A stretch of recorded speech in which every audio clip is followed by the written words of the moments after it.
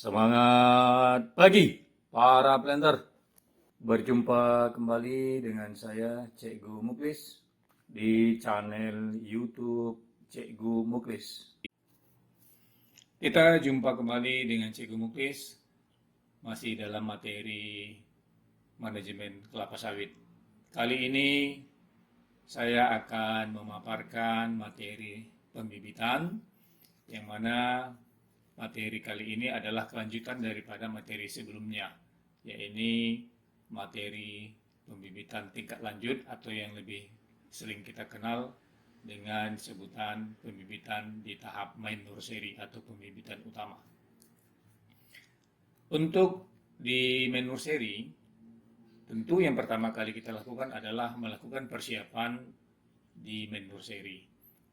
Sebelum kita melakukan persiapan, kita harus pahami dulu sebenarnya berapa luas sih areal pembibitan main nursery yang akan kita persiapkan terkait dengan jumlah bibit yang akan kita pelihara di areal tersebut.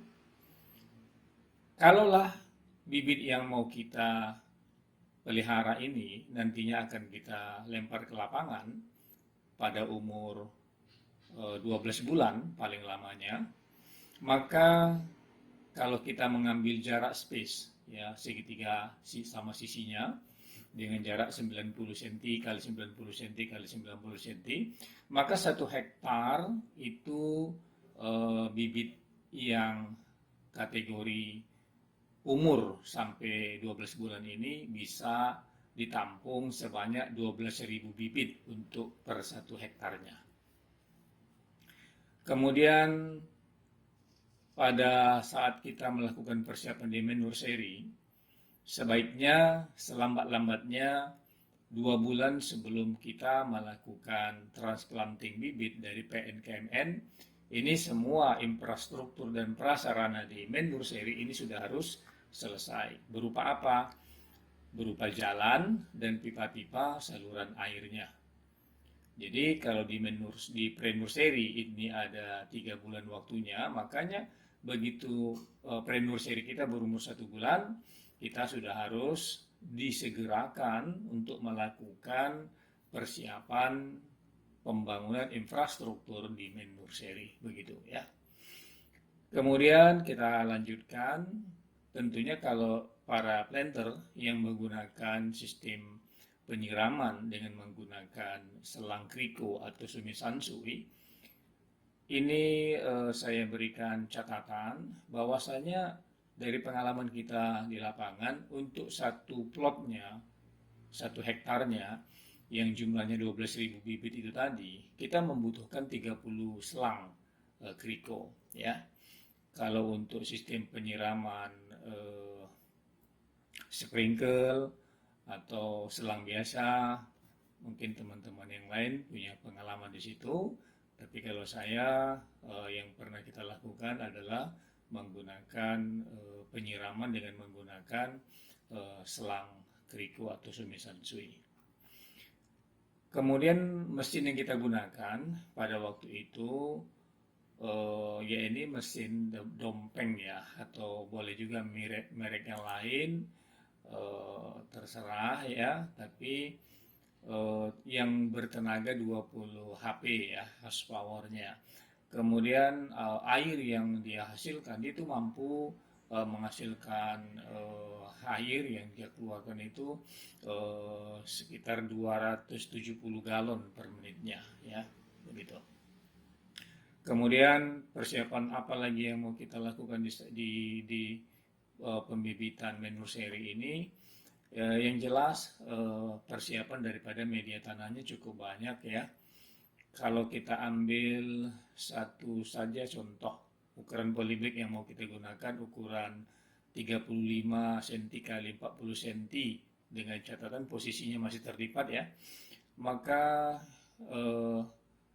ini sudah cukup baik untuk menampung pertumbuhan daripada perkembangan akar sampai umur 12 bulan ya. Tapi kalau bibit yang mau kita hasilkan lebih dari umur itu, tentunya ukuran polybag juga harus menyesuaikan.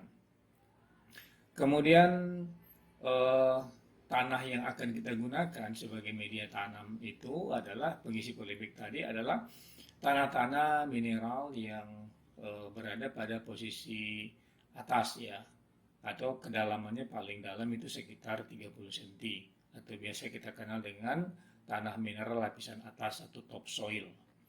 Yang mana topsoil ini syaratnya yang jelas tidak bercampur dengan batu atau kerikil. Kalaupun ada bercampur, terpaksa kita harus melakukan pengayakan. Tapi kalau tidak bercampur, tidak perlu dilakukan pengayakan.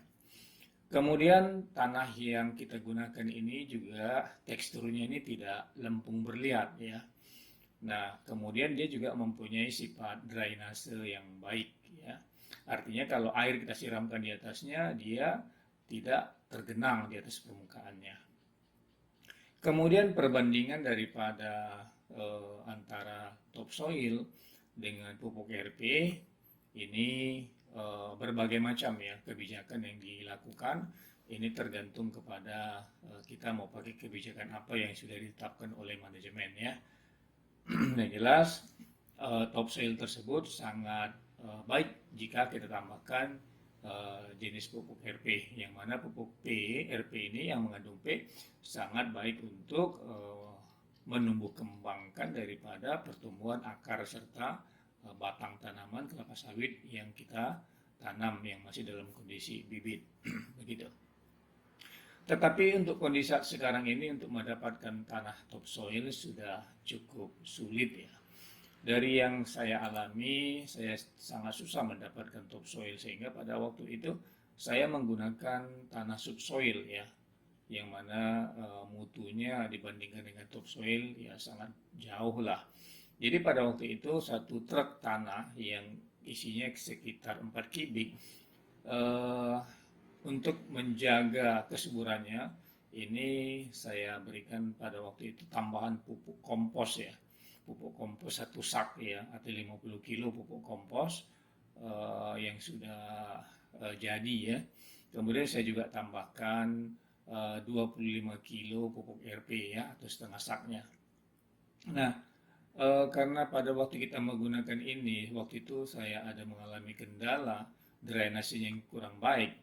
Sehingga pada waktu itu kita coba melakukan pencampuran sekam padi sebanyak 8 karung per satu dump truknya atau per 4 kubiknya.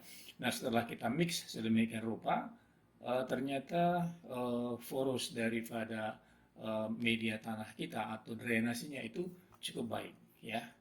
Yang penting pada waktu mencampur ke semua bahan-bahan tersebut, ini harus kondisi tanahnya dalam kondisi kering. Dan setelah kita campur dengan baik, maka kalau belum sempat tanah itu diisikan segera, kita harus segera tutup dengan terpal sehingga pada waktu nanti digunakan tidak basah begitu ya. Nah, yang harus kita pahami secara bersama pada waktu media tanah diisikan ke polybag, ada beberapa larangan yang harus dipahami oleh kita dan harus disampaikan kepada pekerja. Yang pertama, tanah yang dimasukkan ke dalam polybag itu kalau dia basah tidak boleh dimasukkan. Yang kedua, pada waktu memasukkan tanah ke dalam polybag itu dimasukkan harus sedikit-sedikit, masukkan sedikit digoyang, masukkan sedikit dua sampai penuh ya. Jadi kalau langsung penuh dimasukkan ke polybag baru digoyang, ini akan terjadi patah pinggang. Nah, ini yang cukup merepotkan dan tuh apanya berdirinya daripada polybag tadi dia tidak kokoh ya, dia bengkok dia tuh miring atau patah pinggang istilah kita. Jadi seperti itu ya. Dan satu lagi tanah tadi yang diisikan tadi jangan sekali-sekali masukkan tanah ini yang banyak mengandung pasir atau banyak mengandung liat. Sangat berisiko. Kalau kandungan liatnya tinggi, maka akibatnya pada saat nanti tanaman tumbuh di situ, itu tanah liat ini kita kan tahu secara bersama ya, porinya atau drainasinya sangat jelek, sehingga sering sekali di permukaan media itu tergenang air. Nah, genangan air ini sangat berakibat buruk terhadap kelembapan daripada bibit dan ini bisa merangsang tingginya serangan daripada penyakit bercak lalat atau kulfularia. Dan yang lebih bahayanya, pada waktu kekeringan kita sedikit lalai menyiram atau pada saat kemarau panjang air susah, media tanah mengering, coba diperhatikan itu medianya itu akan terjadi retakan-retakan. Nah, retakan tadi ini akan memutuskan akar-akar tanaman kita. Kalau sudah retak tanaman akarnya, medianya, akarnya putus, tentu tanaman ini akan layu. Jadi cukup berbahaya dan pertumbuhannya juga nggak begitu baik karena akar itu tidak mudah dia menembus ke dalam media itu ya, terganggu pertumbuhannya. Lalu kalau medianya terlalu banyak pasir, bagaimana? Ini juga berbahaya. Berbahayanya air yang kita siramkan itu tidak tersimpan, dia cepat sekali hilang, terbuang dari media. Sehingga tanaman belum sempat menyerap, ini sudah kehabisan air. Dan di satu lagi yang cukup fatal ya, pada waktu bibit nanti akan dipindah ke lapangan, ini sering sekali bola tanah itu pecah. Jadi kalau kita menanam di lapangan pecah bola tanahnya, ini resiko terjadinya transplanting shock ini sangat tinggi ya.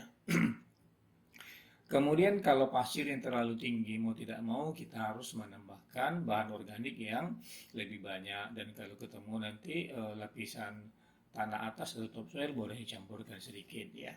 Tapi kalau tanahnya liat, ini boleh kita tambahkan dengan pasir dengan perbandingan 1:3. Artinya 3 bagian tanah liat tadi kita tambahkan 1 bagian pasir. Tapi yang saya maksud liat ini bukan tanah liat murni ya, tapi tanah topsoil atau subsoil yang ada banyak mengandung kadar liat seperti itu ya. Nah, setelah ini semua kita persiapkan, maka langkah selanjutnya adalah segera melakukan pemancangan di areal yang akan kita jadikan lahan untuk main burseri ya, seperti itu.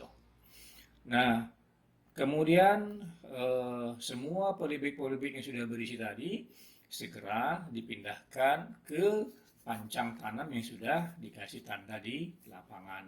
Caranya ini sering keliru, jangan dipegang ininya bagian atasnya atau bibirnya tadi, itu biasanya robek. Jadi lebih bagus dipegang bagian bawahnya dan diangkat dengan 2 tangan di bawahnya sehingga risiko robeknya polybag tadi bisa dihindari. Nah, pada waktu meletakkan di titik pancang itu harus benar-benar posisinya polybag tadi berada di tengah-tengahnya, ya seperti itu. Nah, itulah beberapa hal yang perlu kita persiapkan di lapangan sebelum kita melakukan transplanting atau pemindahan bibit dari PN ke MN. Dan jangan lupa di setiap jenis bibit yang mau kita tanam pindahkan ke situ, jangan lupa kita pasang papan label untuk nama bibit. Tentunya ukurannya ini, papan itu kita bikin ukuran 20 x 30 cm dan tingginya dari permukaan tanah bersih itu 30 cm. Warnanya tergantung, jadi dari jenis apa bibit kita tadi. Bisa mungkin cat dasar warna putih tulisannya hitam atau terserah kepada kebijakan masing-masing untuk memberi tanda ini jenis bibit apa ya. Sehingga dari jauh kita sudah tahu, oh ini jenis ini, oh ini jenis ini. Yang jelas isi papan label tadi menunjukkan asal-usul bibit, misalnya D dikali P jenis apa ya varietasnya. Kemudian nama kelompok bibitnya ya, kemudian jumlah bibitnya di dalam sebedengan itu, dan yang paling penting adalah tanggal bibit itu ditanam. Break dulu, break. Materi ini bermanfaat. Sampai ketemu di sesi berikutnya.